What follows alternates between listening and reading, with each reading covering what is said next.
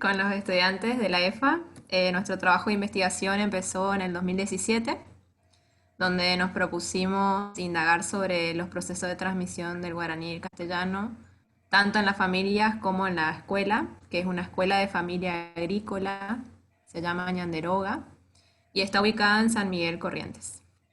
Entonces la propuesta ahora era compartir una experiencia de escritura que hicimos y que pusimos en Colabor entre estudiantes y docentes el año pasado.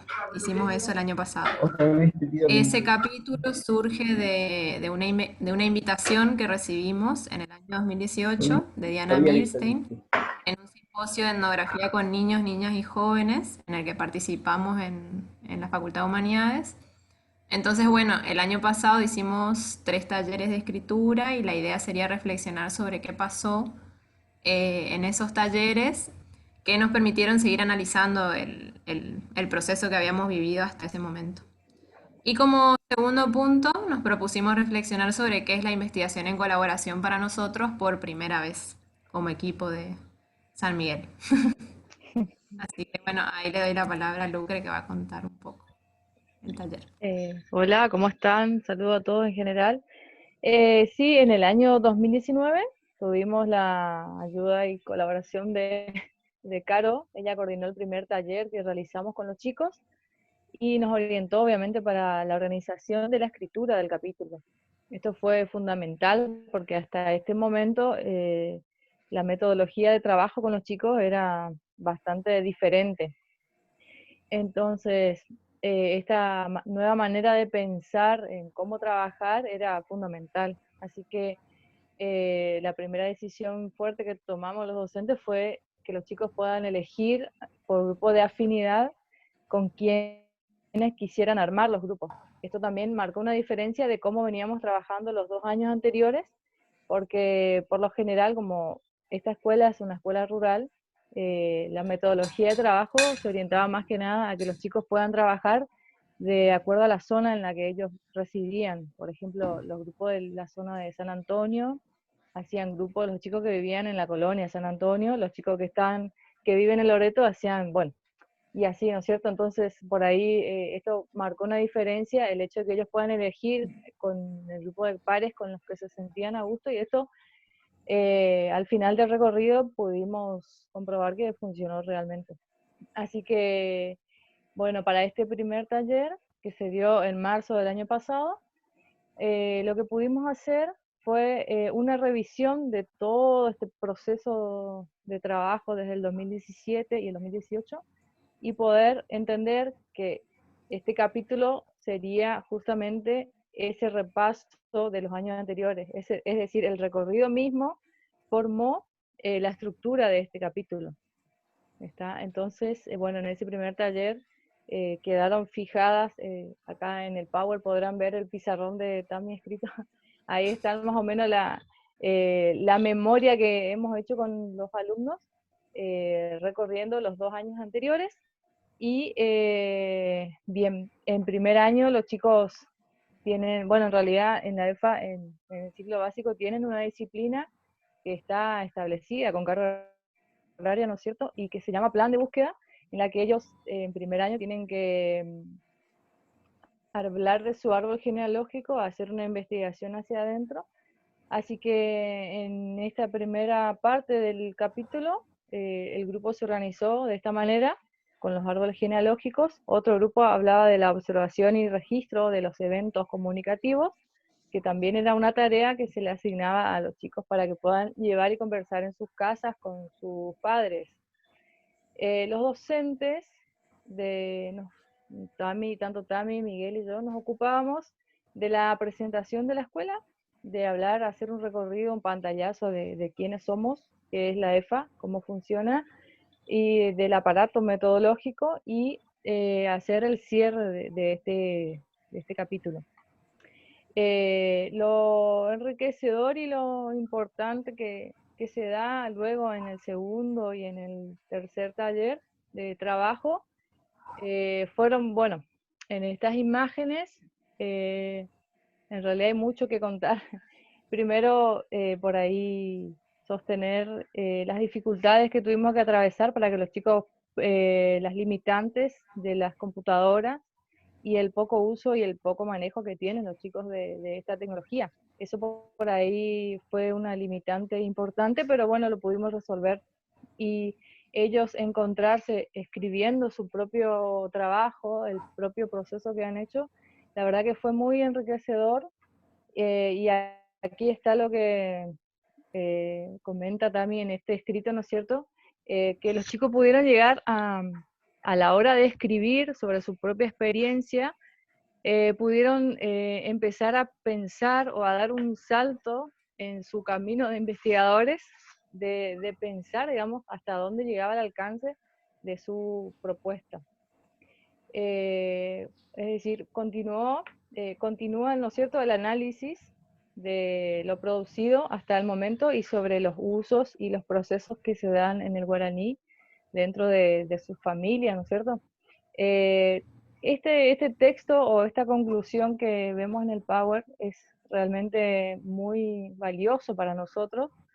De alguna manera está plasmado el interés y la manera en que ellos se ven en el escenario de investigadores, porque no solamente se posicionan en ellos mismos, digamos, la labor de hacer este trabajo, sino también ven, digamos, la participación de sus padres, que era algo que ellos hasta este momento, esas reflexiones o eso, entender, digamos, hasta dónde iban a llegar lo que ellos contaban, era algo que nos había dado antes, ¿sí? Ahora, en este momento de transcribir su propia historia, ¿sí? En este grupo podemos ver esta conclusión.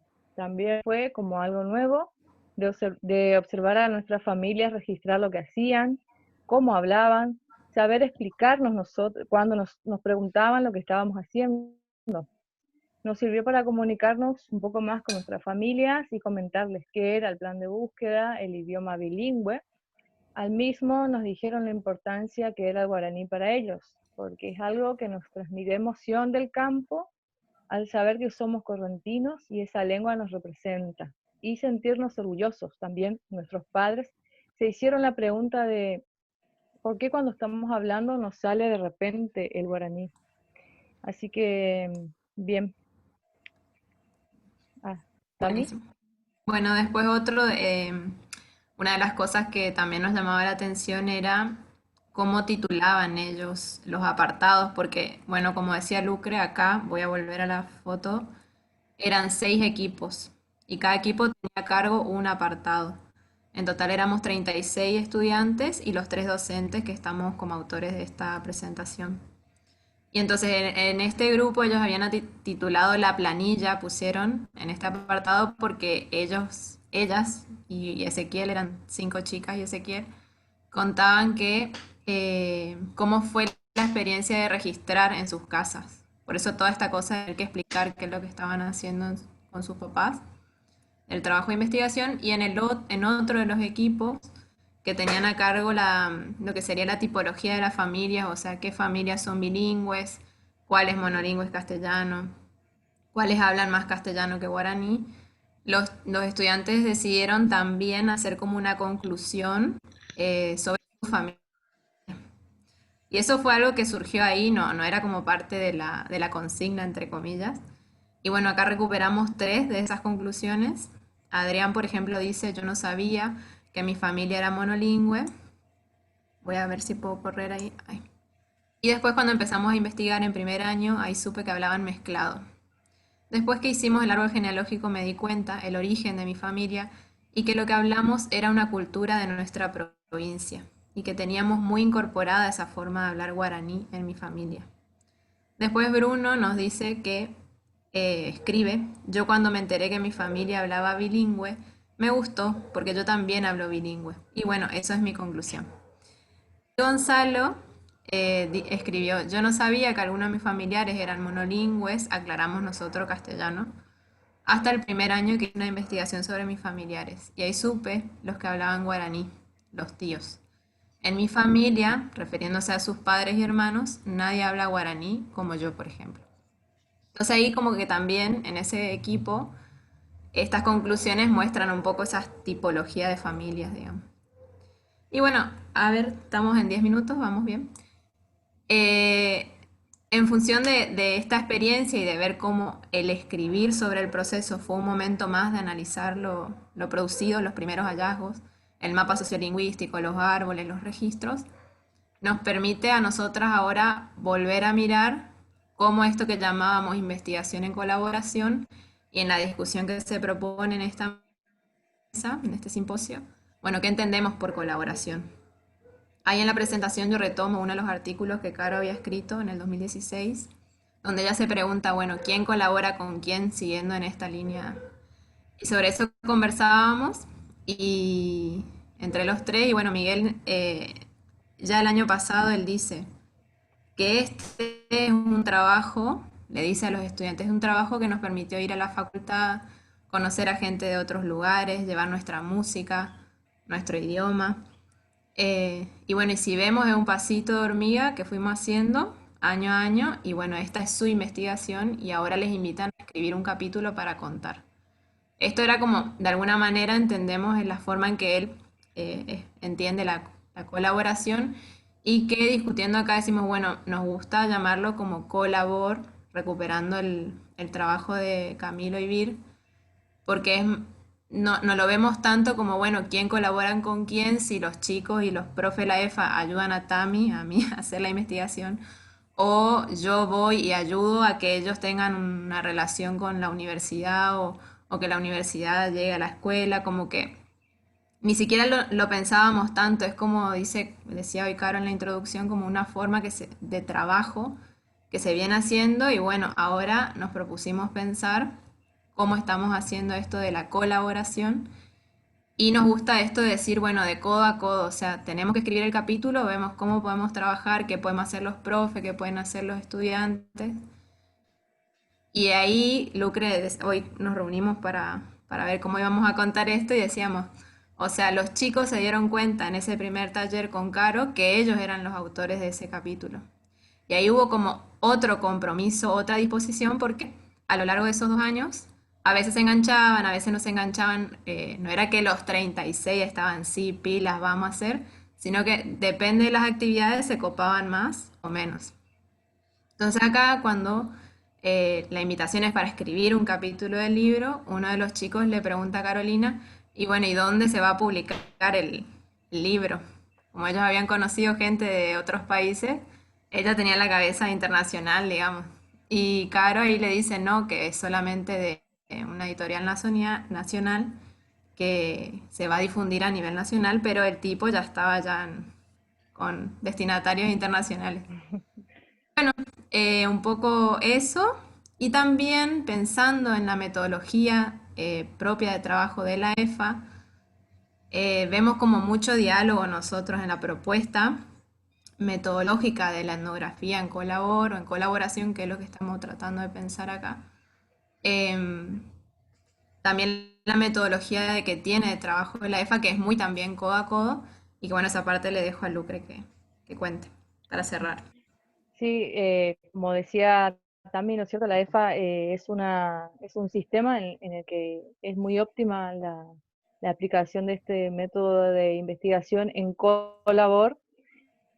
Yo hablo de mi experiencia de docente en la EFA, la apertura del diálogo con los alumnos.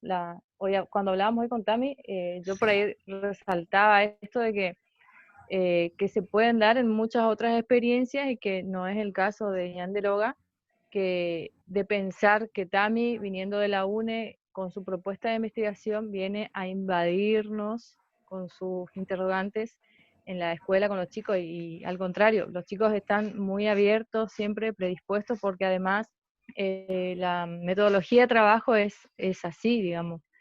El plan de búsqueda, que lo van a escuchar o leer siempre, es una herramienta propia del sistema de alternancias y bueno, trabaja justamente con todos los interrogantes que se generan en el aula con los alumnos. Y esto es gracias al ida y vuelta del diálogo, ¿sí? Preguntas que surgen de las problemáticas que tenemos en nuestra zona, en nuestras familias.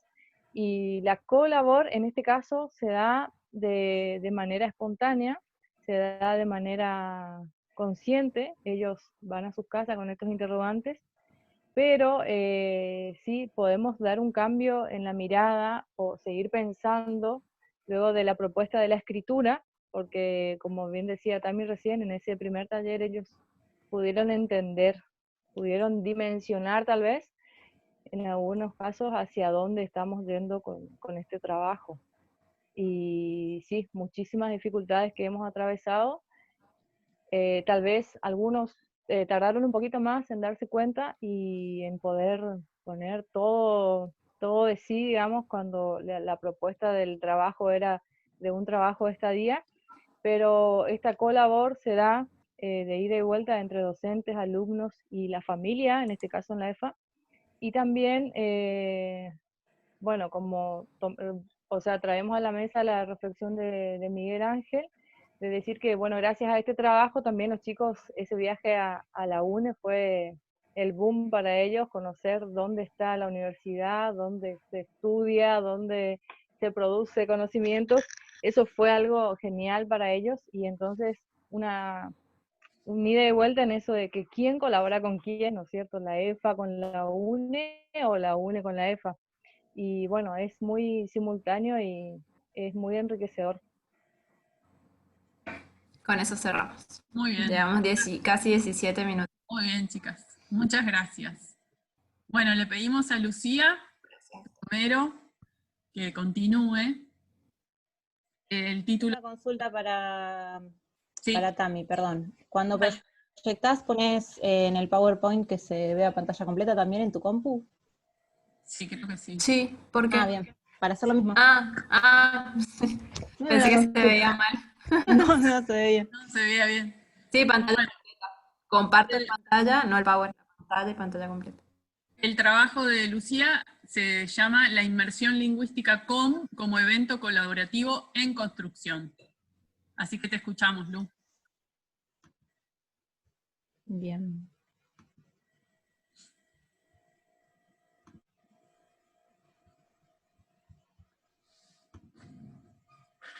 ¿Ahí se puede ver? Sí, perfecto. Buenísimo. Bueno, efectivamente, ese es el título. También me viene bien un espacio como este para que sigamos pensando en qué medida esto es cómo le podemos decir y qué estrategias tenemos o cómo hacemos para avanzar con proyectos de este estilo. Bueno, primero quería explicar un poco en qué consiste la inmersión lingüística. Es un espacio de inmersión cultural y lingüística en el que estudiantes de una lengua junto a hablantes nativos comparten actividades en las que utilizan solo esta lengua para comunicarse. Se organiza a partir de actividades, juegos e intercambios en los que puede usarse la lengua que se está aprendiendo. Y acá algunas características que voy a pasar rápidamente. La idea es una perspectiva comunicativa. La lengua enseñada, que en el caso que les voy a contar es la lengua COM, es la lengua principal de los intercambios y se restringe el uso de la lengua dominante, que sería el castellano. Se recrean momentos y actividades propios de la lengua y la cultura, y participan sabios de la comunidad. La idea es eso, es usar con fines comunicativos, en contextos más situados y lo que se llamaría en el territorio, usar la lengua que muchos estudiantes están aprendiendo como segunda lengua. Bueno, yo traté de traer una definición en base a justamente todo lo que nació en aquella otra mesa, en otro simposio que decían, traté de traer mi definición de investigación en Colabor. Ya desde 2012 participo en proyectos de investigación en Colabor, y ahí en el segundo párrafo lo defino como una investigación que propone equipos mixtos, indígenas y no indígenas, académicos y no académicos, especialistas, activistas y la comunidad en general, que acuerden sus objetivos comunes y los de cada participante para avanzar en proyectos que problematicen y superen la relación tradicional de investigador-investigado. Bien. Quería hablarles un poco de la situación sociolingüística en Chaco, pero baste decir que la lengua COM es una lengua en peligro y que avanza constantemente el uso del castellano en las generaciones más jóvenes para algo que es una problemática para la comunidad COM y específicamente para quienes impulsaron en este proyecto de inmersión lingüística, que son los docentes de lengua COM, que se encuentran en la situación de tener que enseñarla como segunda lengua y en el ámbito formal. Bueno, y acá estaba el texto del que hablaba también Tami, de Camilo y Virginia, Ballena y Unamuno. De acá resalto que los objetivos de la investigación están consensuados, los últimos 2 puntos, y que podemos hablar de una investigación como acción política de intervención.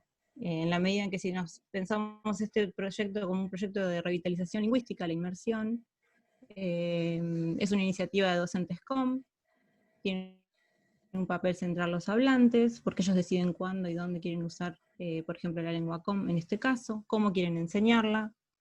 Su objetivo es la revitalización porque buscan sumar nuevos hablantes a la comunidad. Y bueno, la inmersión lingüística consistió en que se desplazaran estudiantes de una zona de la provincia de Chaco, estudiantes COM de una zona de la provincia de Chaco que aprenden la lengua indígena como segunda lengua, a otra zona donde se podría decir que hay una mayor vitalidad lingüística en la medida de que gran parte de la población que radica en esta otra zona más rural es bilingüe español-COM.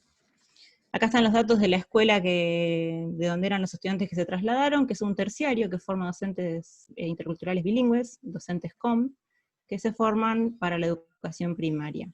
Este terciario está ubicado en el barrio Toba de Resistencia. Y el evento se hizo en el Centro Educativo Rural del Colchón, que se ubica en el paraje, llamado El Colchón. Las 2 escuelas, tanto la de Resistencia como la del paraje, son escuelas de gestión comunitaria, bilingüe, intercultural indígena, lo que significa que hay un consejo que gestiona la escuela, un consejo indígena. La institución de Resistencia es un terciario y la del paraje es un secundario. Hay un mapita para que vean las distancias de dónde se trasladaron. El punto de más abajo es Resistencia y arriba está marcado en el mapa donde queda el paraje. Bueno, estos eran los participantes, son docentes de las 2 instituciones, y esto fue lo que consideramos nuestro plan de trabajo, que en principio eran 3 días de actividades organizadas cada 1 hora, a la izquierda está el horario, en el centro qué actividad se iba a hacer, y a la derecha quién coordina o quién es la persona responsable de la actividad. Todo muy pensado como proyecto y para ver cómo organizábamos las actividades. Lo interesante que les voy a contar es que justamente pasaron cosas muy distintas a lo que se había planificado, pero bueno, justamente de eso se trata pensar que este evento fue algo que se fue construyendo sobre la marcha. Ahí abajo si pueden ver que al final del tercer día escribimos que los participantes iban a ser 14 estudiantes de Resistencia y 50 del CEREC. Entonces suponíamos que iba a haber 18 personas que se iban a tener que alojar en el paraje durante 2 noches, alimentarse 3 días y trasladarse entre estas 2 localidades. Lo que significó que el CEREC tuviera que asegurarnos el lugar donde nos íbamos a quedar, que el equipo de investigación compró la comida, y que la Subsecretaría de Interculturalidad de la provincia, porque era un evento educativo importante y novedoso para la educación intercultural bilingüe, iba a proveernos de una combi. Finalmente, ahí trato de resaltarlo con el tachado, esto no sucedió y se usaron fondos del proyecto radicado en Barcelona, que es el mismo con el que se pagó la comida, para pagar pasajes a cierta cantidad de estudiantes que finalmente pudieron viajar.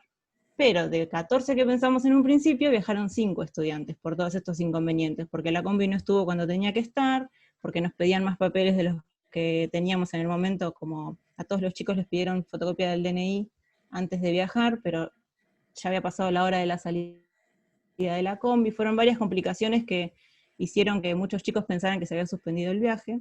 Así que finalmente salieron los chicos desde la terminal de Resistencia, que se acercaron a la terminal, que pudieron hacerlo, porque tampoco es tan sencillo, y el docente a cargo del evento les compró el pasaje, para que fueran hasta Río Bermejito, y de allí una camioneta del paraje El Colchón los iba a ir a buscar para trasladarlos los últimos kilómetros, que son unos 10 kilómetros más o menos. Y nosotros, el equipo de docentes e investigadoras, íbamos en colectivo en el auto particular del docente a cargo del evento, que es Sergio. Ahí se puede ver el recorrido. Marqué 3 lugares porque finalmente el evento la jornada de 2 días de la inmersión lingüística tuvo, se podría decir, 2 escenarios. La flecha de abajo marca dónde está Resistencia, y mientras nos trasladábamos en auto, al pasar por la segunda flecha, la del medio, que señala Pampa del Indio, le informaron a Sergio, que era el organizador de todo este evento, el docente a cargo de la planificación, y que fue contactando gente para llevarla adelante, que estaban realizando estaban desalojando a la madre y a la hermana que viven en Pampa del Indio en ese momento con la policía. sin ningún aviso previo ni de ningún tipo.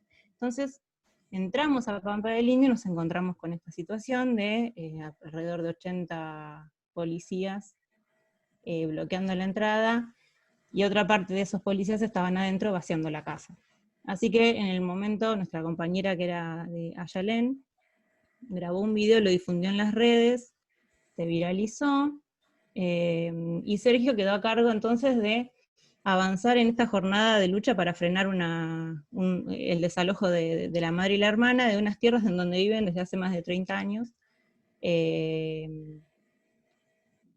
Y, por ejemplo, tuvo repercusiones en los medios de la provincia, y ahí, como dice el titular, Pampa del Indio, la reacción de la comunidad frenó el desalojo de una familia COM. Se convocó a toda la comunidad de Pampa y frenaron el desalojo. Pero esto significó que Sergio, que había pautado una jornada de 3 días en el Colchón, en el paraje del Colchón, terminó destinando un día para buscar transporte, el segundo día para frenar el desalojo de la familia, y finalmente él pudo acercarse a la jornada el tercero. Y este mismo día nosotros, como equipo organizador, lo que hicimos fue acordar con Sergio que él se quedara en Pampa, avanzando con este tema, y que nosotros siguiéramos con el evento de la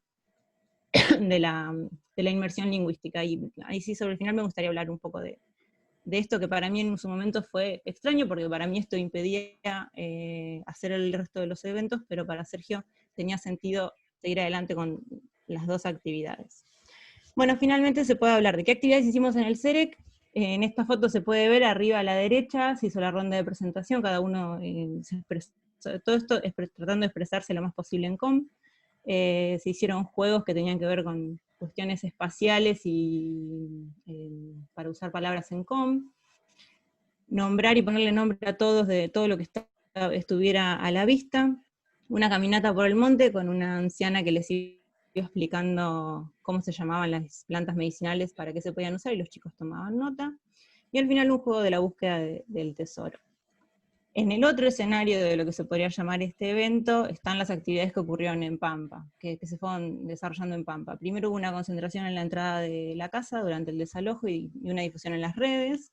Se bloqueó el paso de los vehículos que querían llevarse las pertenencias de la familia. Un grupo de mujeres se dedicó a contener y acompañar a las habitantes de la casa, porque la mamá de Sergio tuvo un pico de presión. Se interrumpió el desalojo y se retiró la policía, que se puede ver ahí el patrullero y la gente está en los alrededores aplaudiendo la situación. Se hizo una marcha con toda la comunidad de Pampa del Indio, y finalmente se avanzó con asambleas con diferentes organizaciones sociales para ver cómo seguían, porque se instalaban en el predio y no lo querían dejar para que no volviera a pasar algo como esto, digamos. Todo esto significó que al año siguiente, el año pasado, o sea, 2019, hiciéramos otra experiencia de inmersión lingüística, como se sigue potenciando este proyecto, pero a mí lo que me había llamado la atención en su momento es que lo que para mí era un obstáculo en la realización de una inmersión lingüística que busca prácticas más situadas y uso de la lengua en el territorio, se iba a ver interrumpido por todo lo que estaba pasando por una cuestión como el desalojo.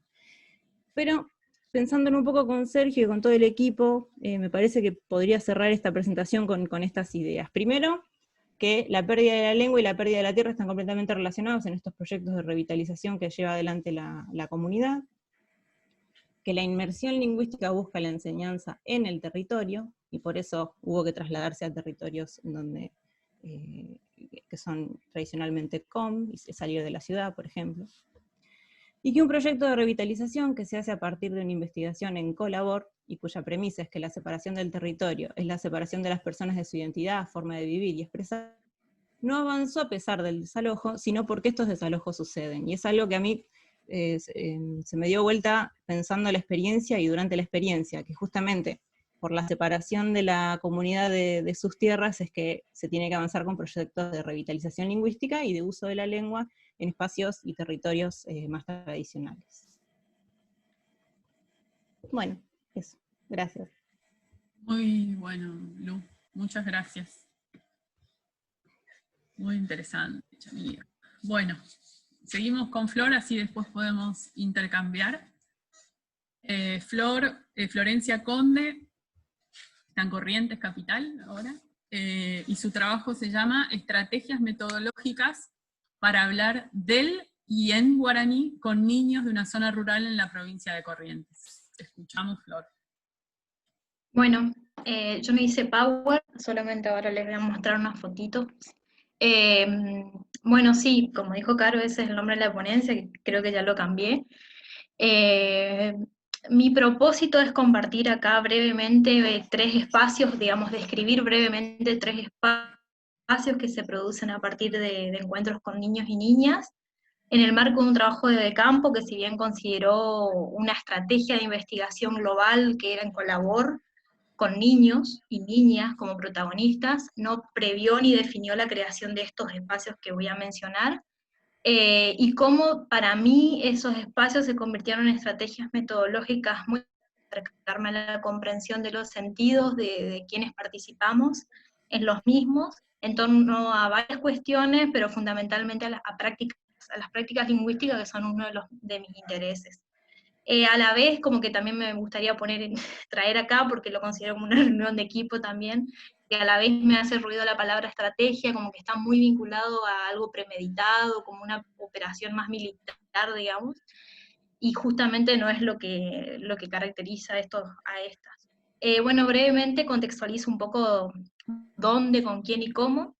A los niños y niñas que tienen entre 6 y 13 años que me acompañan en este relato, los conocí en el año 2015, cuando llegué a la escuela número 784, Héroe de Malvinas Ramón Cirilo Blanco, del paraje Arroyo Pontón, de la provincia de Corrientes. Es una localidad rural que está situada muy cerca de la ciudad capital, a 30 kilómetros.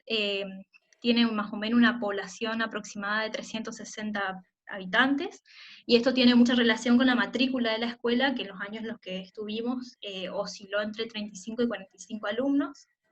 Mi llegada fue en el año 2015 como parte de un equipo de la universidad, que es el equipo que coordina Caro, y la verdad que también llegamos como equipo y llegamos con la directora, porque la directora Mabel, que está acá presente, también es parte del equipo, entonces llegamos todas juntas. Este contexto es un contexto bilingüe, guaraní-castellano, es una zona muy cercana donde Caro realizó su investigación, el entiendo pero no hablo. Pero sin embargo, cuando llegamos nos encontramos con lo mismo de siempre, de que acá ya no se habla tanto guaraní, en otras zonas puede ser, acá no tanto. Pero bueno, empezamos el proyecto que fuimos a hacer era elaborar materiales didácticos bilingües sobre las hierbas medicinales, donde la investigación era como una herramienta central para producir la información, y los niños y las maestras eran los responsables de producir el contenido. Ese proyecto duró unos cuantos años, y Mabel, la investigación como eje de la escuela, pero luego para concretar otro proyecto que era la imposición del nombre a la escuela, y en ese sentido la investigación nos servía de nuevo para reconstruir la vida de una persona de la que llevaría el nombre de la escuela, soldado, y también las memorias locales sobre la guerra. Todo eso para decirle un poco que la investigación era parte de la vida institucional.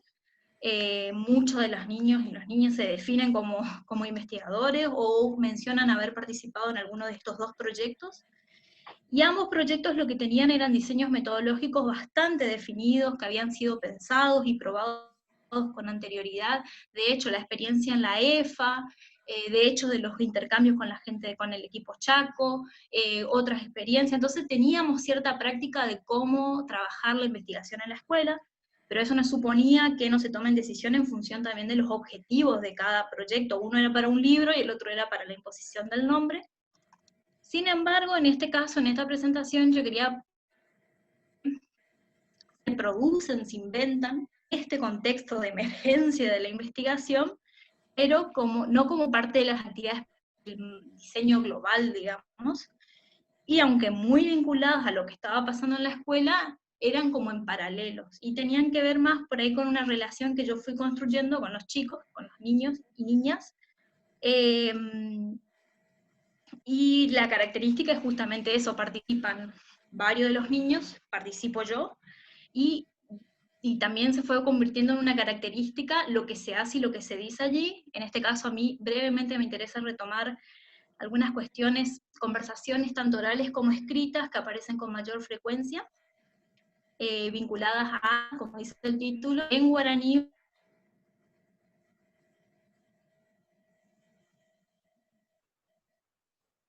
Yo en el IDES, en el simposio del que están hablando del 2016, presenté cómo a partir de la participación en estos proyectos.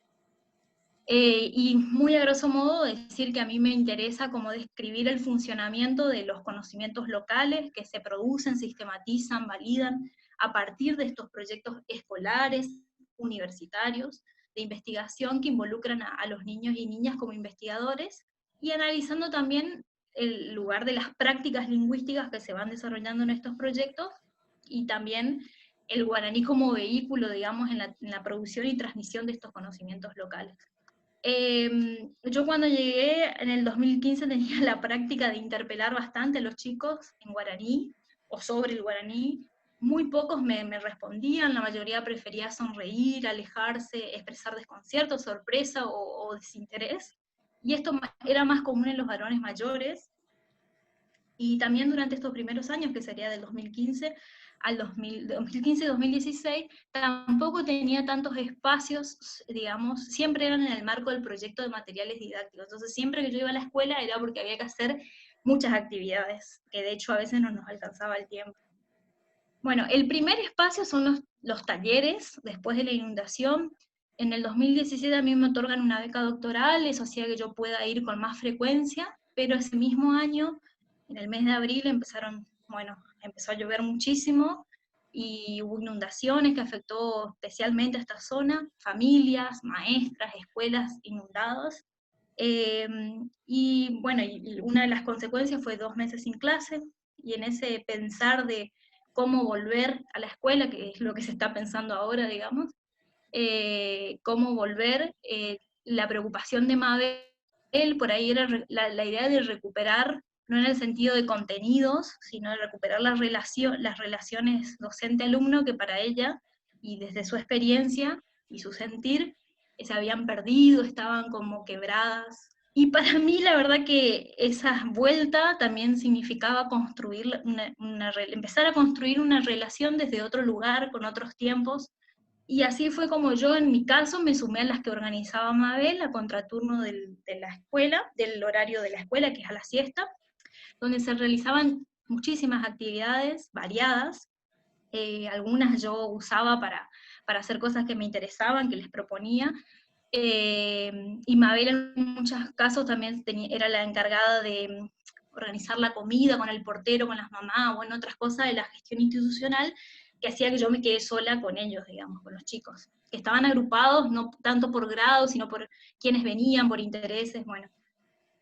Y durante las primeras visitas, durante esos primeros talleres, mi relación se fue afianzando cada vez más, se producían esas mañanas silencios prolongados, ya sea por la concentración absoluta ante ciertas tareas, pero también un momento de mucha risa y de alboroto, digamos, por el entusiasmo para realizar algunas actividades. Y bueno, yo empecé a tener más tiempo para conversar sobre sus vidas en el paraje, sobre la escuela y también sobre el guaraní.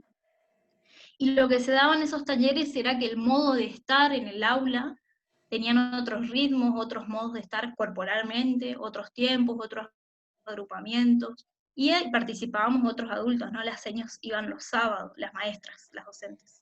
Bueno, todos demostramos estar bastante hallados, cómodos, y no es casualidad, digo yo, que allí comienza a escuchar a los varones más grandes hablar guaraní, quienes eran los que en general no podían sostener la mirada, ni tampoco la cercanía corporal les molestaba que me ponga cerca, ni mucho menos los intercambios en guaraní, que por ahí lo hacían cuando me daba vuelta, bueno. Pero en ese caso yo no tenía que preguntar nada, el guaraní se escuchaba solo, así como decía Lucre hoy que dicen los chicos en la EFA, como de repente salía.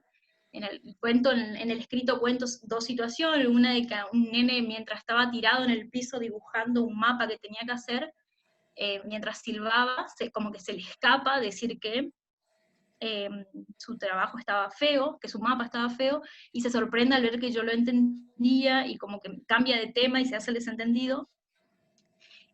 o bien con los otros más grandes, digo más grandes porque eran los más grandes, pero también tenían sobreedad. Entonces, con ellos también encontramos una actividad que los tres, dos chicos de años y yo, estábamos cómodos, digamos, y como que yo no molestaba mi presencia, o por lo menos no les molestaba que esté tan cerca. Eso fue como un poco el inicio de las relaciones más cercanas con ellos. Ese mismo año, pero una vez que ya se fue normalizando un poco el ciclo lectivo, yo, digamos, visitaba asiduamente la escuela y también ellos se empezaron a acostumbrar a verme sin necesidad de estar haciendo algo específico o vinculado a un proyecto, solo estando, digamos. Y a mí en ese estar en la escuela, en los recreos siempre elegí un lugar que le decimos como el mástil, pero en realidad no se refiere solo al mástil de la bandera, sino a un sector que es como de cemento, donde, bueno, hay plantas, pero donde es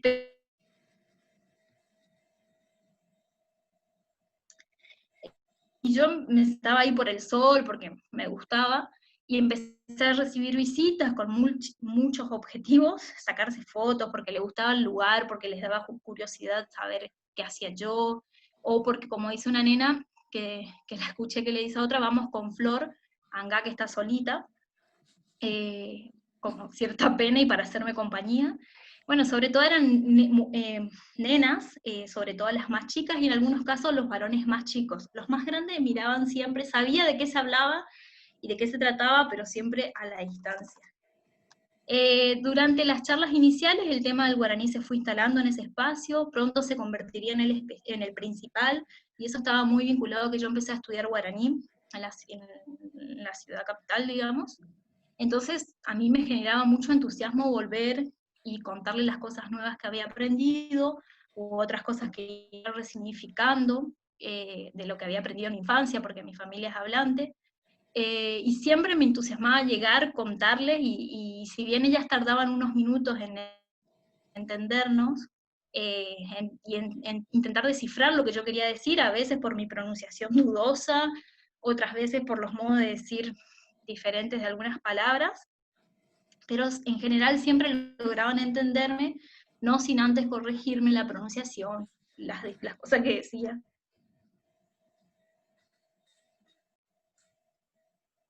Se le cuelga. Digamos, en el escenario escolar. ¿Hola?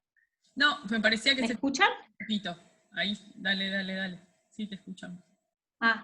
Bueno, que se fue convirtiendo en un espacio bilingüe oficial en el escenario escolar, en el cual, bueno, reflexionamos conjuntamente sobre identificaciones lingüísticas, usos cotidianos, norma de escritura, pero también un espacio en el que los usos orales comenzaron como a tener más protagonismo, porque compartimos todo el tiempo, compartíamos expresiones que usamos cotidianamente, recuperábamos situaciones de aprendizaje, expresábamos aquellas palabras que nos resultaban extrañas, ellas realizaban, y yo también, evaluaciones de las competencias comunicativas y la de sus familias.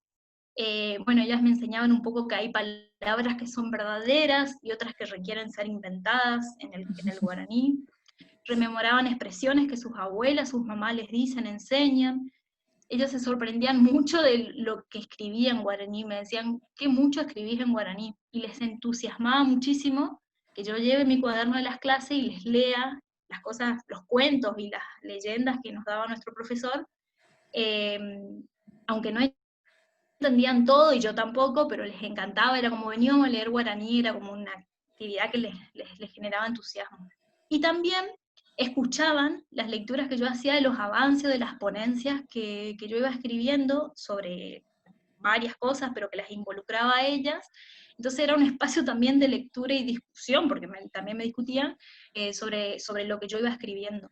Ellas también escuchaban con mucha atención las explicaciones gramaticales que por ahí yo les decía, el sonido de la letra, cómo se escribe, qué sé yo, pero no es que les generaba mucho interés, digamos, usarlas. Me decían como, qué lindo, y ya está. Y bueno, y hacíamos muchas bromas usando el guaraní, pero también hablando de temas muy profundos vinculados a nuestras historias con el guaraní, recordando a quienes nos enseñaron, a pesar de que eso nos generaba tristeza, porque el hecho de que muchas de nuestras abuelas ya no estaban, que eran las responsables, Y bueno, con el transcurso de los años, el mástil, muchos acá ya escucharon, porque la verdad que fue un espacio que no solo se mantuvo, se consolidó y se afirmó, y pudimos ir desarrollando una comprensión compartida sobre lo que se decía y hacía allí, y logramos también una apropiación del espacio físico. Por ejemplo, en el año 2019, cuando varios sectores de la escuela, por el proyecto que les conté muy brevemente de imposición del nombre, se hacía un acto grande en la escuela, había que arreglar la escuela, uno de los principales sectores de remodelación fue el mástil, y no solamente que se lo pintó, se le puso plantas, sino que también se trajo una placa de Darwin, que era del soldado que lleva el nombre de la escuela. Entonces tuvo hasta un carácter de sagrado ese lugar. Entonces las nenas manifestaban como su tristeza, su decepción de que ya no teníamos ese lugar, de que dónde íbamos a leer guaraní, y yo les daba como una alternativa, les decía, bueno, saquemos sillas al solcito, y bueno, pero ya no va a ser lo mismo, como muy enojadas. Y ahí se veía como la apropiación, más allá de ese espacio de interacción, del lugar físico, digamos. Bueno, por último, el último espacio. 5 ¿Cómo? minutos. 5 minutos. Bueno, sí, yo el último espacio, que en realidad lo que intento mostrar es muy reciente, porque son los chats de WhatsApp que aparecen en el marco de la cuarentena, y voy a ser muy sintética porque en realidad también es como que algo que está ocurriendo, entonces la verdad que la distancia para analizarlo también es difícil, pero yo lo que noté es que en estos espacios se sostienen las relaciones que fueron generadas, producidas en el mástil, en el espacio físico, pero que ahora se relocalizan en el espacio virtual, digamos. Y lo digo esto porque las conversaciones que yo tengo con dos niñas especialmente, mantienen las dinámicas y los temas que conversamos con cada una de ellas. En el caso de Belén, sigue el interés por la investigación, sigue el interés de leer cosas que escribo, de escribir cosas ellas, de rememorar su infancia y las historias con su abuela, que es algo que se mantenía en el mástil, que se hablaba en el mástil. Y en el caso de Karina, lo que pasa es que sigue explícita la intención de ella de enseñarme guaraní, y participa su mamá también, ahora que puede hacer videollamadas, aunque la señal no es la mejor. Entonces se da una situación de que me enseña la mamá y ella me enseña guaraní por WhatsApp. Estos intercambios tienen otro ritmo, duración y frecuencia que aquellos producidos durante los encuentros presenciales, los tiempos para chatear, los delay por la conexión a internet, pero sobre todo el hecho de que en este espacio comparto mucho más que antes mi vida cotidiana con ellas, digamos, porque porque me preguntan lo que como, lo que hago, etc. Bueno, como comentario final y cierro, en esta ponencia me propuse reconstruir brevemente espacios producidos a partir de los encuentros con niñas y niños de estos parajes. Los mismos son inventados por todos los participantes, en ningún caso surgió como una propuesta mía, en tanto estrategia metodológica prevista como parte del diseño de las investigaciones que realizábamos en la escuela, ni tampoco como parte de mi proyecto de beca, digamos. Estos espacios no existían como tales, los lugares físicos como el mástil, el aula, siempre estuvieron allí, pero en estos encuentros fuimos como los que los transitábamos, pareciera que le fuimos construyendo un sentido y un modo de estar allí. Cuando mis visitas comenzaron a ser más frecuentes, ya empezaron a ser ellos quienes me interpelaban en guaraní o sobre el guaraní.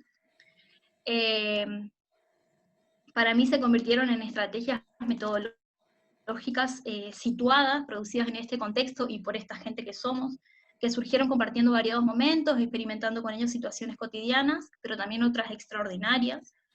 En ese sentido, me parece importante destacar las posibilidades que brinda el enfoque etnográfico para acompañar en el tiempo estos movimientos que se van produciendo con nosotros adentro, pero también para generar espacio y tiempo para pensar los procesos con quienes los compartimos y con quienes vamos creciendo, porque no solo ellos van creciendo de edad, de estatura, yo también siento que estoy creciendo con ellos, digamos.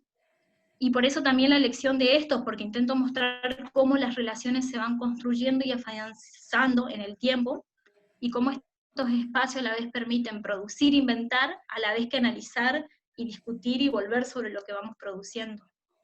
Y por último, lo que estos espacios significan para estos chicos, más allá de las cuestiones que construimos en común, son muy variadas y no sé si me es posible conocer todas, pero para mí se convierten como laboratorios de prácticas lingüísticas en constante funcionamiento, de mucha vitalidad, en la que yo también soy interpelada a participar, en mi caso con objetivos más explícitos de producir conocimiento, pero estas estrategias me parece que abren y revelan aspectos importantes en la construcción del objeto de investigación, y me permiten acercarme a una mayor comprensión de los sentidos que los niños construyen en torno a sus vidas cotidianas, pero también aquellos sentidos que construimos juntos ahí en esos espacios.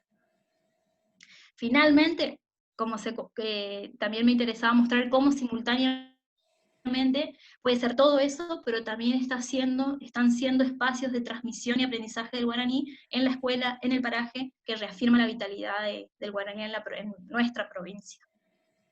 Listo, perdón que me pasé. Está bien, Flor, muchas gracias.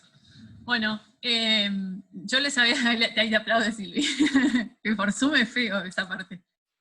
Les propongo abrir un poco el intercambio. Yo le había propuesto a Vir, a Guada y yo, que estábamos con el segundo bloque, hacer algún comentario, pregunta del trabajo de las chicas, pero la verdad que no importa, digamos, el que tenga ganas de, incluso las mismas chicas entre sí, de compartir o preguntar o hacer un comentario, qué les suena de estas cuestiones que fuimos hablando, abrimos la cosa.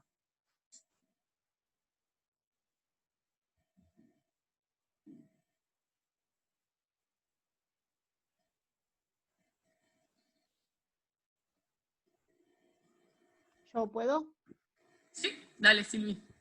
¿Se escucha? Ah, Sí. buenísimo. Un poco en relación al trabajo de Lucrecia y de Tamara,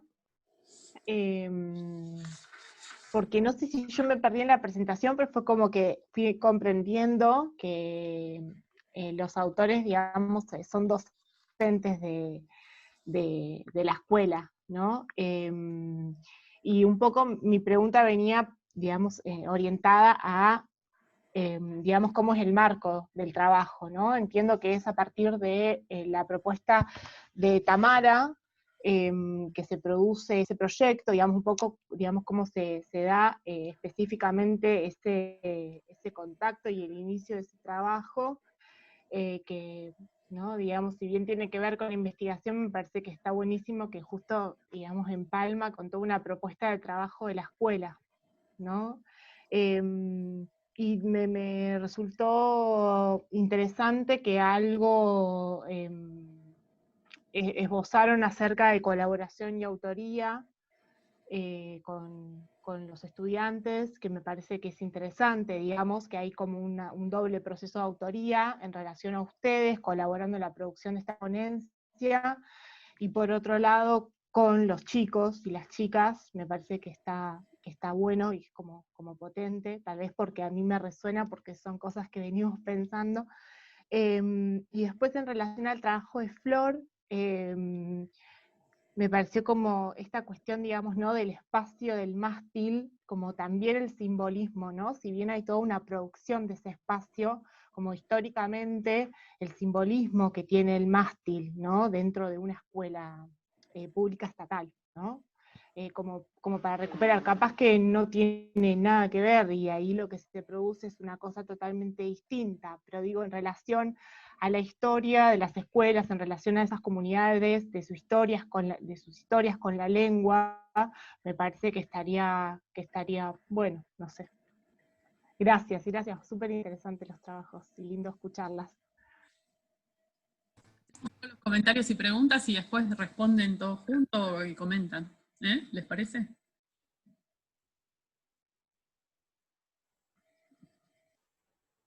¿Qué más?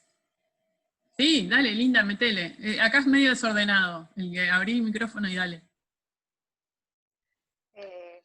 Bueno, ¿ahí se escucha? Sí. ¿Se escucha lo que digo? Sí, sí. Bueno, me parecieron súper interesantes los tres trabajos, ¿no? Y cómo tienen cosas en comunes y otras que por ahí son distintas, ¿no? Pero esta preocupación por que decías vos, que como dejarla un poco de lado qué es lo que hacemos, ¿no? Si es colaborar, no colabor, en colaboración. Bueno, pero sin duda me parece que en los 3 trabajos se ve esto, como ustedes están resolviendo, de poner como colaborar, hacer tareas en conjunto, y me parece como que sí, que se nota ahí esto, ¿no? De que también como las comunidades de la escuela, las familias, los chicos, cómo enriquecen su trabajo, y como no sería el mismo si ustedes no tuvieran esa relación, digamos, de también de aprender de ellos, ¿no? Me parece muy interesante, por ejemplo, Flor, cómo estas nenas, una palabra que vos tomás, ¿no? Como que te van, ellas crean ese espacio. Vos estabas ahí sentadita, ¿no? Y ellas crean ese espacio, pero en ese espacio, en un momento de un acercamiento, crearon una relación distinta, por ahí a la que tenían en otras actividades de la escuela, y vos decís, vienen y me interpelan mi conocimiento del guaraní. O sea, eso me parece que es fundamental, porque dejan de ser informantes, digamos, llanas, sino que ahí te están ellas armando tu proceso de reflexividad sobre qué es el guaraní, cómo se conforma, por qué hay palabras que tienen que inventarse.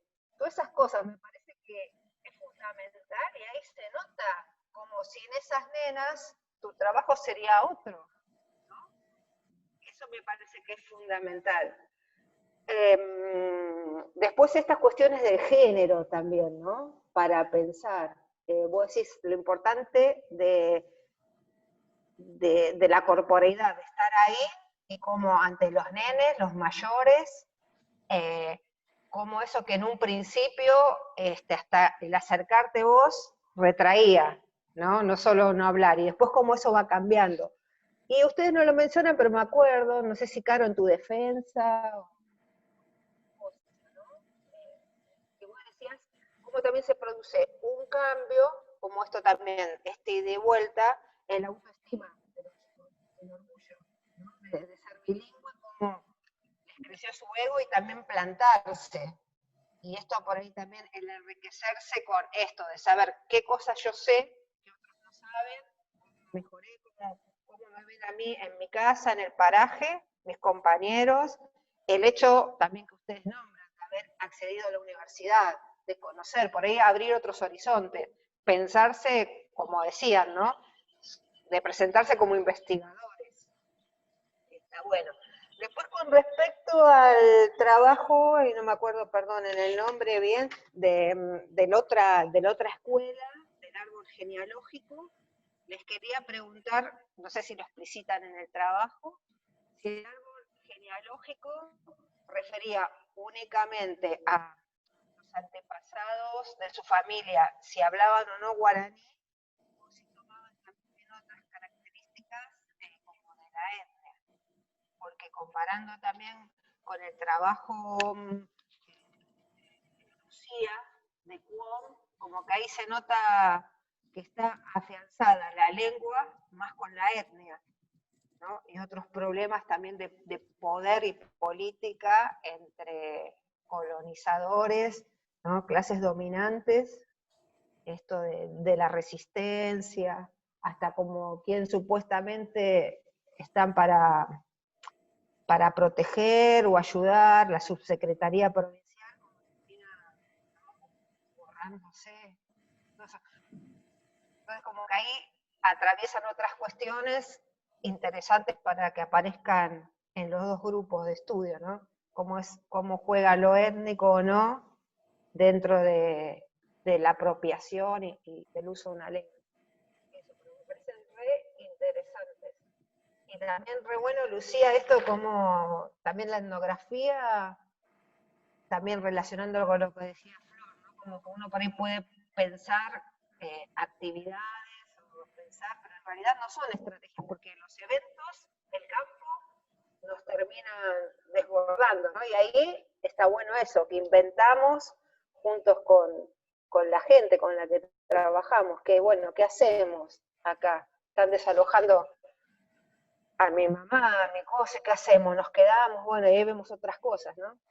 cómo se va modificando. Eso sería, pero para pensar lo del árbol genealógico, como desatan procesos de reflexividad que sin ellos no estarían, y bueno, y pensar cómo juega lo político y relaciones de poder entre etnia, clases. Nada más. Gracias, Linda. Por momentos tu auricular cuando se mueve parece que se le va la voz. Hay como un ida y vuelta. Hay algo, Lo voy a agarrar entonces. cuando lo agarras. Lo voy a sostener. Bueno, ¿quién más quiere comentar algo? Yo quiero comentar algo, pero... Dale, Eva, metele. Desde Bariloche. Hola.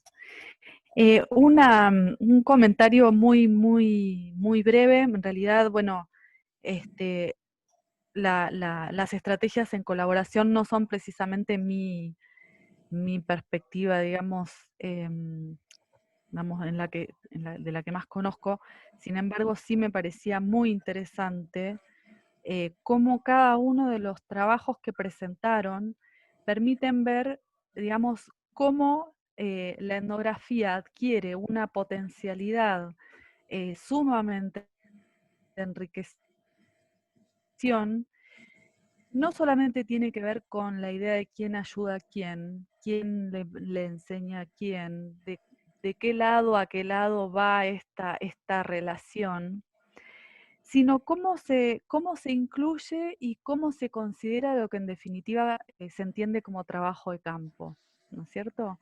Y que en ese trabajo de campo, esta idea amplia, a partir de la cual uno entra, ¿no es cierto?, con la idea de colaboración, con una perspectiva que tiene como algo de lo imponderable, de lo impensable, que es parte precisamente de lo etnográfico, nos permite a su vez ver en cada uno de los trabajos, como bien lo señalaron cada una de ustedes, dar cuenta de las múltiples vías de acceso, ¿no es cierto?, que hacen a la conformación de un tema, de un campo y a las formas de comprender cierta, no quiero usar la palabra contextualización, pero es la única que se me viene en este momento a la cabeza. Pero decir, digamos, en términos de Marcus, si se quiere, cómo el campo se configura multilocalmente, ¿no es cierto? Entonces, en ese sentido, podemos ver estrictamente, ¿no?, allí en carne viva, ¿no es cierto?, esta relación entre la lengua y la tierra, como presentaron, la cuestión de los lazos familiares y la cuestión de la lengua en relación al bilingüismo, y cómo también se crean, ¿no es cierto?, espacios de cotidianeidad cuando uno abre en estos momentos, sobre todo la mirada a otras estrategias de investigación que incluyen, por ejemplo, el WhatsApp, ¿no es cierto? Que en otras épocas, y podemos hablar de esto de hace 5 meses atrás,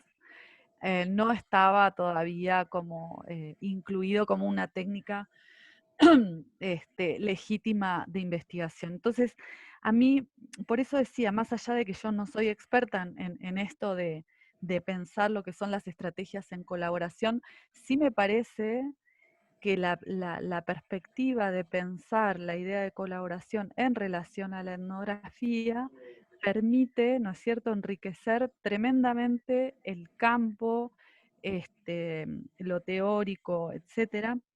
Y una cosa que me encantó también es en esta idea de los circuitos, ¿no? De dónde hacia dónde van los conocimientos, es que más allá de, bueno, de todos estos reconocimientos que cada una de ustedes hizo sobre lo que aprendió o pudo profundizar o encontró en el campo a través de las relaciones con la gente, es la importancia que aún tiene para mucha gente la visibilización de sus prácticas y el reconocimiento por parte de quienes aún ¿no es cierto? Por más que repensamos estas ideas, ¿no es cierto?, desde dónde y hacia dónde va el conocimiento, la impronta que tiene el lugar de la universidad y el saber académico, ¿no es cierto? Y me pareció muy, muy lindo el ejemplo del chico que decía que estaba muy contento de saber que era bilingüe, ¿no? Porque en realidad era objetivar aquello, ¿no? No solo darse cuenta de algo, sino además de algo que era importante, que era estudiado, que era un tema, ¿no es cierto? Y en ese sentido me parece que está muy bien explicado ese proceso. Bueno, felicitaciones a las tres, la verdad, o sea, a todos, a los 5 creo que son, ¿no? Me encantaron los trabajos. Gracias, Eva. Bueno, ahora vamos a comentar. Yo quiero hacer un comentario también, antes de que las chicas respondan, de las cosas que yo vengo pensando y que me hicieron pensar muchísimo en los trabajos. A Tami, Lucre, Flor las vengo escuchando un poco más, pero Lu hacía un rato largo que no la escuchaba, y me encantó porque, aparte, nada, recuperé esos momentos vistos desde acá, cuando en ese momento que estaban en Pampa, mandaban las fotos, mandaban los audios, no sabían qué iban a hacer, si llegaban o no. Todo eso es como que lo vivimos de alguna manera, todos los del equipo lo vivimos, ¿no? Esas decisiones que no se sabía qué iban a resultar, digamos, ¿no? Si se volvían todos para atrás, si iban, bueno, con Vir diciendo, mirá, ¿qué hacemos? ¿no? En fin, todo eso, que son las vicisitudes del campo, y recupero con esta sensación esto que dice Eva, que me resulta muy interesante, que es la configuración del campo, ¿no? La construcción del campo, que en definitiva el campo es una construcción teórico-metodológica, ¿no? Y en ese sentido, estoy pensando la idea de pertinencia, ¿no? Es decir, cómo construimos el campo de manera pertinente en términos situacionales y en términos, digamos, de pertinencia a los estilos, a los modos de hacer y de ser de las comunidades, de las organizaciones, de las escuelas, de los niños, ¿no? Me parece que la pertinencia, o me gusta esa idea de pertinencia, que es cuando algo se ajusta y cuando, diríamos acá en Corrientes, te aliás, digamos, cuando algo encajó, es como adecuado, como si hubiera algo que uno hubiera querido encajar, pero no había nada allí, ¿no? Se construye esa pertinencia juntos. Y me gusta mucho la idea de pensarlo en ese sentido, como un camino, ¿no? Como la pertinencia es un camino que se construye, que uno solo o nosotras sola vamos sabiendo si es pertinente en la medida que anda. Y en donde no anduvo es porque no es pertinente a la situación, no es pertinente a quienes somos, no es pertinente a la situación sociopolítica.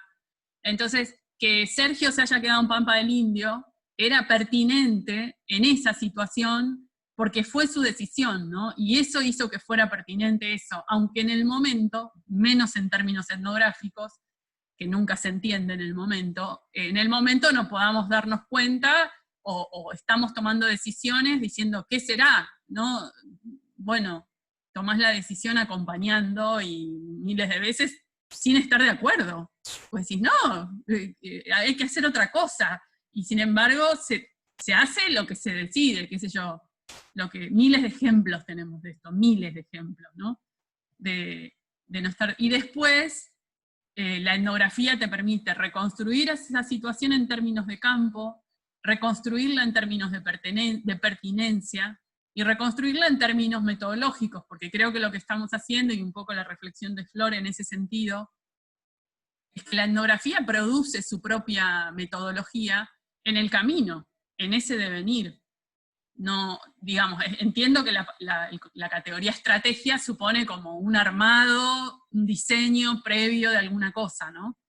Y acá estás evidentemente mostrando cómo determinado espacio se inventa, se produce, y en términos etnográficos vos lo definís como un espacio de transmisión, de enseñanza, en fin, y lo definís en términos metodológicos, pues es un espacio adecuado metodológicamente, y eso se define por la etnografía, y es a posteriori, ¿no? Para mí es a posteriori, como uno reconstruye el campo del mismo modo. Bueno, no sé, me hizo pensar muchísimo los 3 trabajos, me parecen así súper interesantes. Recuerdo muchísimo la interpelación de aquel muchachito que en ese momento decía, le quería invocar, le decía, salí de acá, agrandado, cuando dijo, ¿y esto De Ángel. quién lo va a leer, Ángel? ¿A dónde va dirigido? Y yo dije, pero pará un poco, nosotros ni nos convencemos de lo que escribimos, lo puede leer alguien, y me estaba dando clase a mí de autoridad, de decir, bueno, esto vale la pena y lo pueden leer gente de todo el mundo, ¿no? El muchachito me está dando una lección enorme en ese momento. Yo me quedé así como, yo era la investigadora responsable, que le tenía que decir, sí, sí. Y el pibe me dio vuelta, digamos, pero creo que tiene que ver también con lo que planteaba Eva, de ese estatus, ¿no? que se devuelve, que nuestra presencia, más allá de lo que queramos, porque yo creo que no lo convencía yo, sino que representamos la academia, la ciencia, la investigación científica, está avalando eso y está dándole un estatus que él aprovecha y que él lo toma y se apropia, ¿no?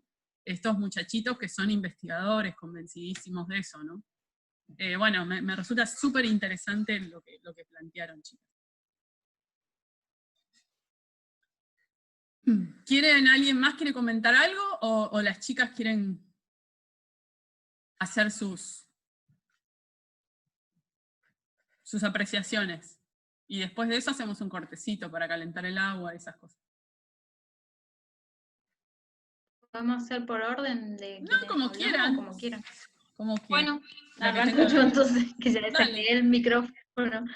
No, cuestiones lo que, bueno, gracias Silvi por tus comentarios, y también sí, yo en esta ponencia no puse, pero es como muy hasta, parece como, no sé, no encuentro la palabra así contradictorio, pero que justo debajo de la bandera nacional se están produciendo nuevos usos, nuevas reflexiones de una lengua que bueno, que si bien está habilitada por la directora, como dice ella, en la escuela, tuvo proceso histórico de silenciamiento, obviamente, así que en pos de que la bandera nacional flamee ahí. Así que sí, por supuesto que no lo profundicé, pero sí siempre se pone como lo contradictorio, ¿no? Que justo allí, y más ahora que es más sagrado todavía. Y después de lo que decía Linda, sí, a mí me parece igual que es el encuentro, digamos, porque también ellas vienen a donde estoy yo, pero hay todo un marco que hace que eso se produzca, digamos, o sea, es como, por eso me gustaba pensar que no lo propongo yo, pero tampoco lo proponen ellas solas, digamos, como que confluye ahí porque ellas sabían mis intereses, entonces se puso como una cosa de requisito, digamos, hablar del guaraní o sobre el guaraní, requisito para nada explícito, pero es como que si te acercás al mástil, algo de eso tenés que decir, y también el sentido de pertenencia de que se fue construyendo en torno a estar ahí, como todo un permiso pareciera de participar en el mástil. Bueno, lo del género también, sí, es algo que es cierto y que de hecho lo intento mostrar también, porque los nenes más chicos sí se acercan a las lecturas, por ahí les entusiasma más. Pero sí, eso es cierto que es un eje para considerar. Y después, algo que hoy dijo Lucre que me gustó a mí, que usó la palabra aparato.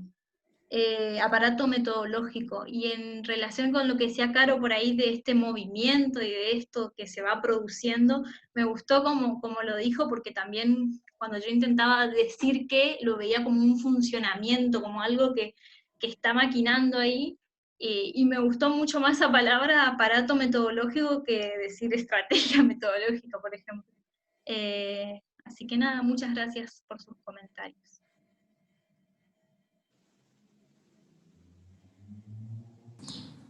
Vamos con Lucre. Dale. Bueno, por ahí, bueno, muchas gracias por los comentarios. Siempre hacen bien, vienen bien. Bueno, cuando Silvi pregunta sobre el inicio del proyecto, nos lo describimos mucho en esta presentación porque ya estamos, las iremos juntando. Pero la escuela tiene como espacio curricular un espacio de investigación que llaman plan de búsqueda. Sería como hacer investigación social primero en la familia, después en la comunidad y después en lo que sería ahora, ¿no, Lucre? Corregime, sino la parte productiva Claro, de la zona, sí, sí. que es lo que hicimos el año pasado. Ujú. Entonces sería mi familia, mis vecinos, mi comunidad, las actividades productivas de mi zona, porque es una escuela agrotécnica. O sea, no es solo de alternancia y rural, sino que es agrotécnica. Entonces las voy a citar a Lucre y a Ana en el primer año. Decían, bueno, el proyecto incluye, ahora vamos a hacerlo lingüístico. Era como que hacíamos cosas que la escuela ya hacía. Bueno, ahora hacemos lo lingüístico, al árbol que ya hacían, desde los abuelos hasta los nietos. Vamos a ver quiénes hablan en qué lenguas, para eso los chicos preguntaban en la casa. Incorporamos los lugares de residencia porque tienen familiares en distintos lugares, entonces había que ver en qué lugar hablan más, menos, con quién. Entonces, en algún punto, nosotros llegamos a la EFA en el 2016, gracias a Guada, que está acá presente, que es del equipo, ella, de un estudio anterior donde nos dicen que en esa escuela los jóvenes que no habían aprendido en su familia aprendían hablando con los compañeros en la escuela guaraní. Eso nos llevó a la EFA Ñanderoga y bueno, ahí nos conocimos con Lucre y él y somos uña y carne desde entonces. Pero o sea, el proyecto se inserta el primer año en un espacio curricular y después fue tomando otras características, digamos. Así sería, respondiendo en ese primer momento a intereses del plan de búsqueda, intereses pedagógicos, que eso nos olvidamos de decir ahora, pero pensamos la colaboración, el trabajo en colabor, de cómo ese trabajo en conjunto responde a intereses pedagógicos, intereses de investigación, intereses de la escuela, en sentidos comunitarios. Así que por ese lado. Después, en cuanto a lo que dice Linda, perdón, de la etnia, es una pregunta que anda apareciendo, le miro a Caro acá. No está allá, pero bueno, Caro podría responder mejor eso. Allá está en el simposio de al lado con Laura, hablando Ajá, En justamente el simposio de etnia. de este etnia. tema. Pero bueno, te doy la palabra, y Caro, que tenés más Lo que querés que diga. aceite que yo. Si vos sos Pero la la chica correntina. etnia en Corrientes, bueno, somos correntinos que hablamos una lengua indígena, pero en su mayoría no ascribimos identitariamente a una etnia guaraní, como puede ser los Mbia guaraní, o como puede ser en Salta. Sin embargo, desde el 2015 empezó a haber como nuevas identidades, no sé cómo decir, ascripciones étnicas a familias guaraníes que toman el lugar de donde viven. Por ejemplo, la comunidad de Ñupujuy, la comunidad de Yajaveré, la comunidad de Yajaveré, los guaraní de Ñupujuy, los guaraní de San Miguel, ¿cómo era el nombre?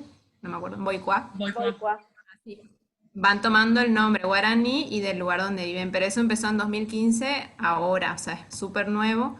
Y otra de las chicas del equipo está haciendo el trabajo de investigación ahí, pero es como, o sea, nos reímos porque en Boicua está ahí al ladito de la EFA, o sea, tranquilamente todos los chicos en la EFA podrían ser guaraní en Boicua, pero bueno, no es así, o sea, hay como un proceso ahí en simultáneo y están en el mismo lugar, pero No. habría que hacer trabajo sobre eso. Sí, sí, sí. Y bueno, muchas gracias, Eva, por los comentarios. Hermoso escucharte.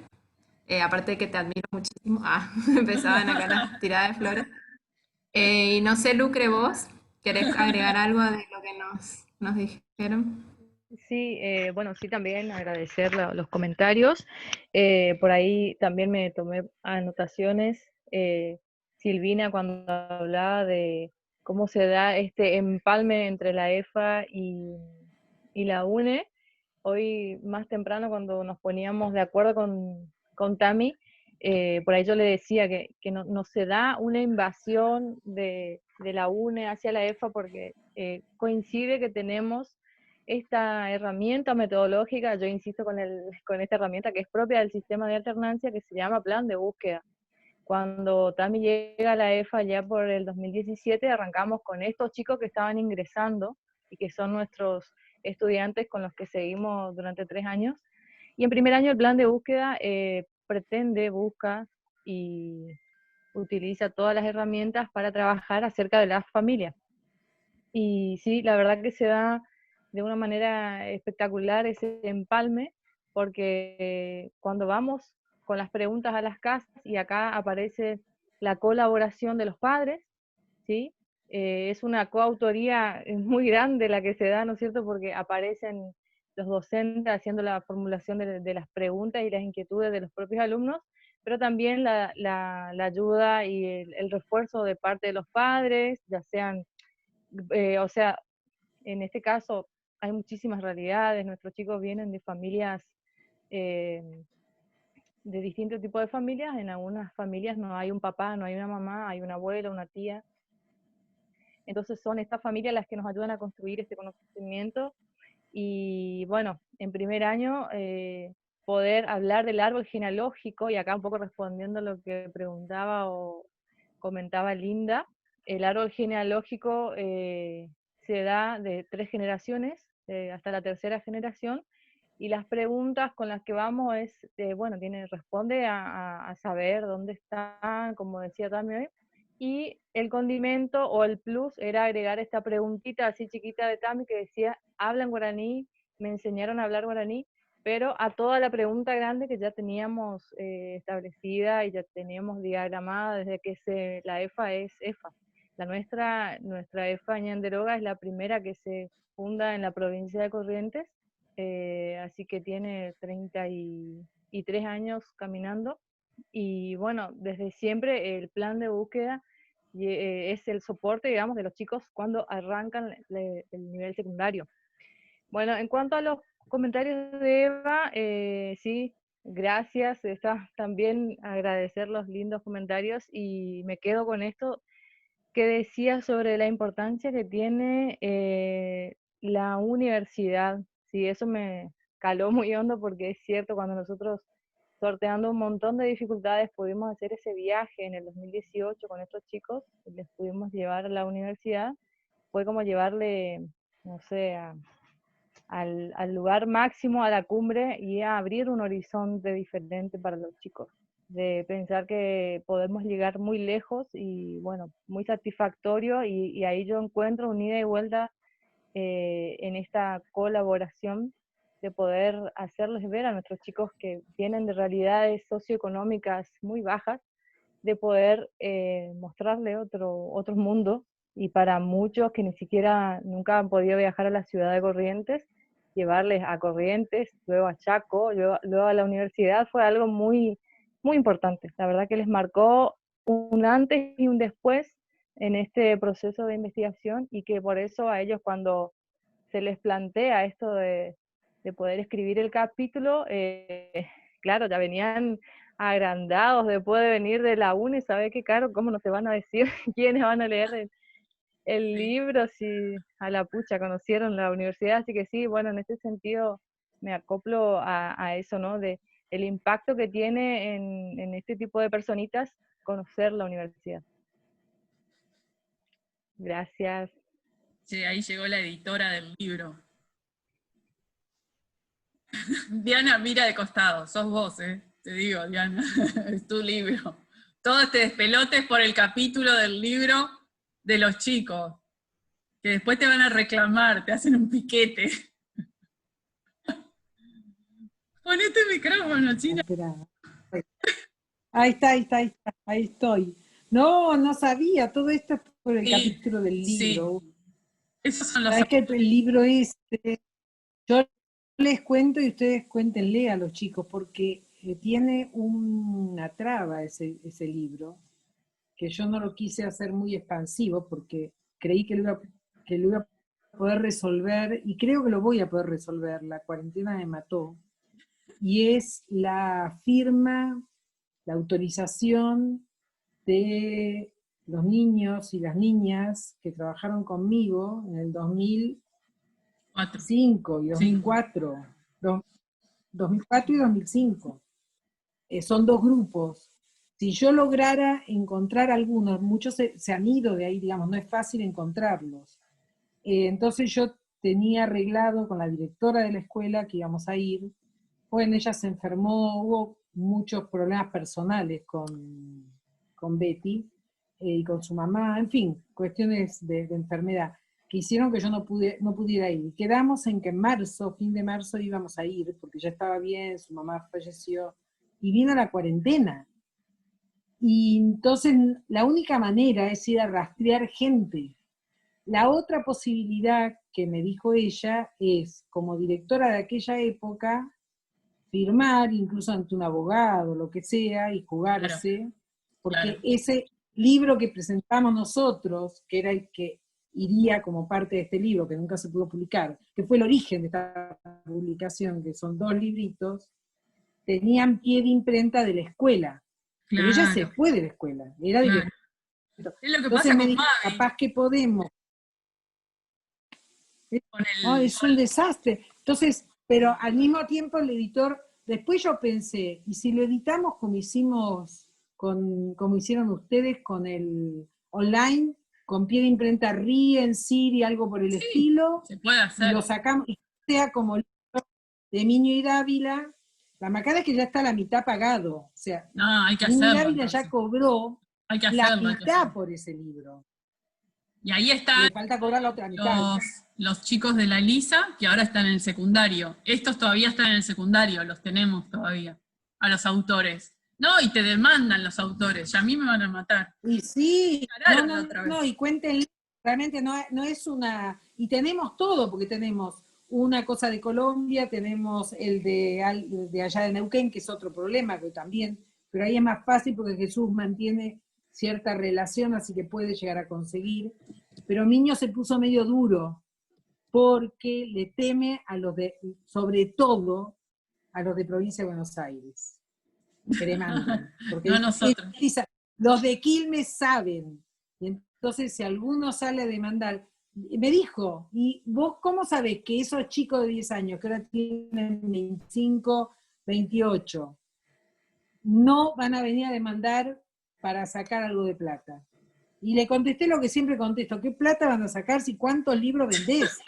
O sea, la plata que puedes sacar, menos el autor, porque vendes poco, no hay caso. No hay caso, no quiere, porque le teme, no a los de Colombia no les teme a los de acá. Le dejamos hacer su último, el cierre de comentario de cierre a Lucía, antes de hacer un cortecito para buscar mate. Yo quiero mate. Ok. Bueno, sí, yo también. Gracias por los comentarios. Que me quedo medio lejos, pero sí, la cuestión étnica es algo que charlamos mucho cuando hacemos la reunión con ustedes de Corrientes o cuando nos juntamos con la gente de Santiago, y lo étnico en Chaco es crucial y está siempre presente. Es clave para pensar todo esto. Y después, bueno, yo planteé como 2 escenarios, quería decir esto nomás, que planteé como 2 escenarios donde transcurrió esta jornada, y en realidad estaban constantemente conectados, porque si bien no hay señal en el paraje, había todo un circuito de información hasta un poco divertido. Si ibas al Lapacho a las 7 de la tarde, te llegaba el mensaje y te enterabas qué pasó, o venía un profe que entraba a las 5 y como tenía un programa de radio, se había comunicado y nos contaba las novedades. Así que hubo circulación de información y estábamos todos al tanto. Y fue tan potente esta experiencia que nos pidieron, y por eso comentaba que hicimos una al año siguiente, la gente del paraje El Colchón quiso volver a hacer la experiencia, y la gente, estudiantes de Sáenz Peña, se sumaron encantados, y esta vez supieron coordinar con la subsecretaría y hasta consiguieron un colectivo un transporte. en 2019. Que no iba a entrar a calle de tierra, pero tuvimos unos asientos cómodos durante unos cuantos kilómetros, así que fue un evento positivo. Así que bueno, gracias por los comentarios, nada más. Bueno, ¿alguien quiere decir algo más? Hacemos un corte, estamos bien de los tiempos que dijimos, y a las 5 retomamos. Dejamos esto prendido. Solo quería... dale. Solo quería... pensando un poquito en las preguntas que nos hacemos, esta cuestión de lo metodológico, qué sé yo, y pensaba que que esta idea de lo de colabor, que la venimos como pensando, discutiendo, no es una idea, digamos, es una idea que yo le asigno a Camilo, a Camilo Ballena, que es profe de Wichí, cuando dijo, che, esto de la colaboración, porque el simposio donde íbamos se llama en colaboración. Le dijo, no, a mí eso de colaboración no me gusta, ¿no? Porque a mí no me gusta, porque acá vienen las ONG, siempre vienen a colaborar, esta idea, cambiémosle el nombre, porque eso, ¿no? Esta idea de que la gente viene a colaborar con los indígenas, era como una cosa que le parecía súper molesta y que no representaba lo que él sentía que hacíamos. Era como, no, pero acá no, porque es otra cosa, no es que colabore, no, bueno, y tenía que ver con la ONG como concepto, ¿no? Y me parece que, y entonces empezamos a leer algunas cosas que no, y lo de colabor, bueno, colabor, puede ser que trabajamos juntos, esa idea nos gusta, qué sé yo, bueno, como la comodidad de un término que no viene desde la teoría, sino viene como de esta cosa de lo que repercute o lo que resuena una palabra para distintos participantes y cómo que después viene a dialogar, ¿no? Buscando con quién dialogamos a partir del concepto. Me parece que eso está bueno.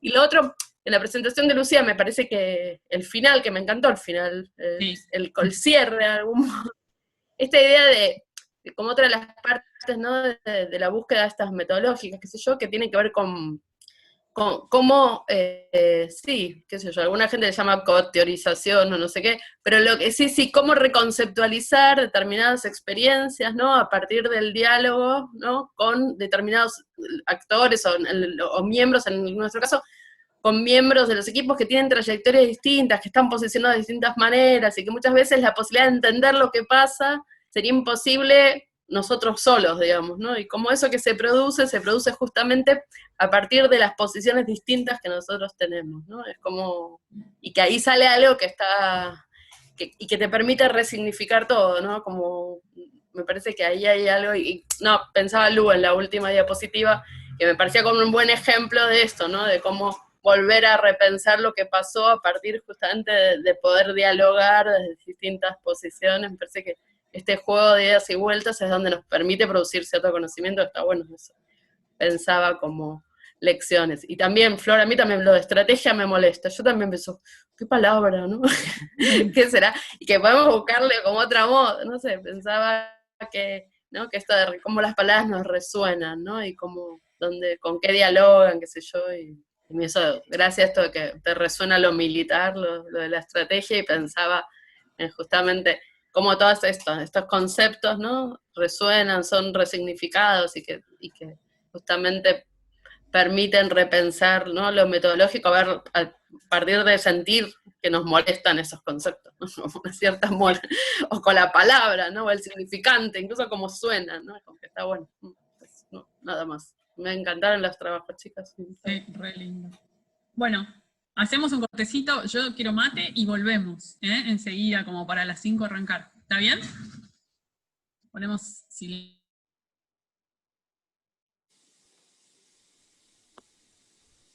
¿A las 5 o a las 4? ¿A las 5 o a las 4? A las 4. Ah, claro, ya se fue. A las 4, ¿no? A las 4.